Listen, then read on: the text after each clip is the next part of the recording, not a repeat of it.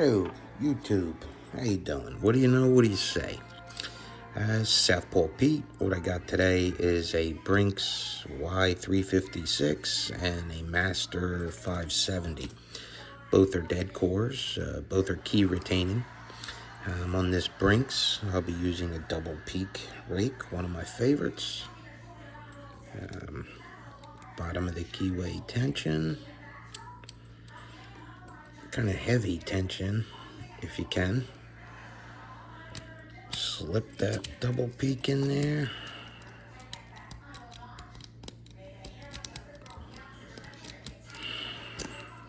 Alright, flip that around. Again, bottom of the keyway, a little heavier tension than normal. And we're in. Excuse the first attempt. Now with the Master, I actually made, not the key, the tension wrench here. Put bottom of the keyway tension in this one. And what I did was I made a triple peak profile from a hacksaw blade. With this 570, there is something about these double peak, triple peaks that hit the keyway in such a way, I guess it matches up very closely with the key and the pins.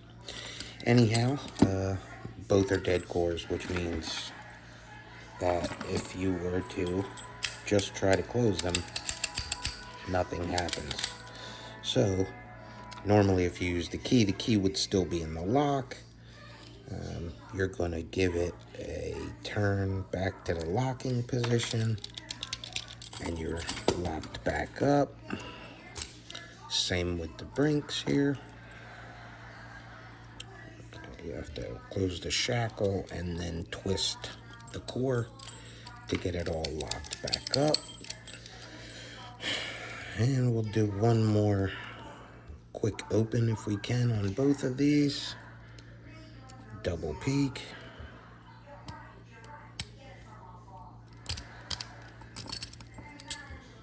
Well,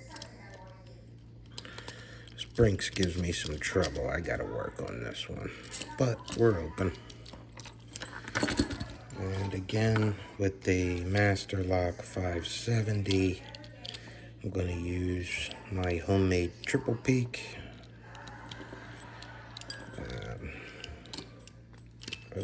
That's in there kind of tight. Excuse the fumbling, if you will. It's Sunday morning or Sunday afternoon, and I ain't having the best day, but we persevere, right?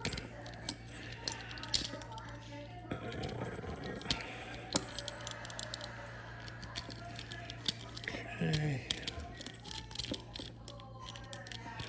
I think my tension wrench is being funny with me. So we're just gonna switch to this one here. Triple peak. We're in.